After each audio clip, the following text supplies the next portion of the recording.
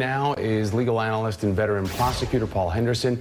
He's Deputy Chief of Staff in San Francisco's Public Safety Office. Paul, it's good to have you with us. And the Roof murder trial is really coming at an emotional time for folks within Charleston, South Carolina. This is where a mistrial was declared in the trial of a former cop, Michael Slager, charged in the death of Keith Lamont Scott. We have the judge rejecting a request for a delay for Roof's defense team. But is there a valid point that maybe there needs to be time between Slager and Roof's trial?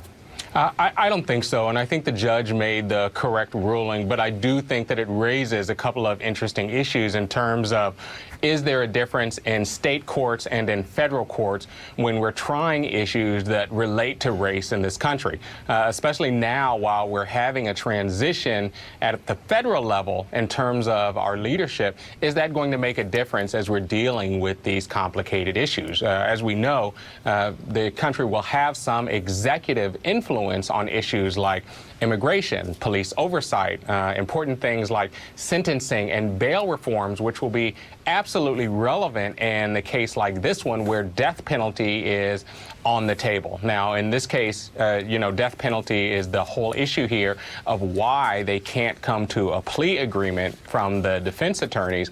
But in a case like this with South Carolina, they also have the death penalty. There are 19 other states that don't have death penalty, but South Carolina has death penalty, and they are seeking the death penalty in the state courts as well. Well, and that's the big distinction here. And Paul, what makes this so interesting is the fact that typically the state or the federal prosecution, I mean, one would take a back seat to the other. Both are running parallel tracks and moving forward with their cases. And according to our producer within the courthouse, the defense has stated they expect this jury to find him guilty. They have a videotaped confession.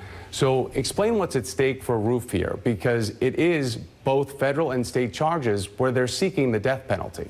I think what's clearly at stake is just the death penalty. I think what the defense is doing by admitting or acquiescing to the guilt early is trying to diminish as much as possible many of the horrific details of this incident and trying to diminish some of the evidence coming in that will obviously be used and come in anyway at the penalty phase. But the defense attorneys want to try and diminish that impact on this jury as much as possible, which is why I think you're hearing them making these statements now about expecting him to be found guilty. But it's absolutely going to be relevant when they start addressing what the penalty phase is going to be, because we know where the federal prosecutors are trying to take that case, which is the death penalty, which, as I said before, is the same place that the state prosecutors, when they try him again on separate charges, are going to try and take this case. We're going to see a lot of pretty horrific details coming out in presentations from the community abroad,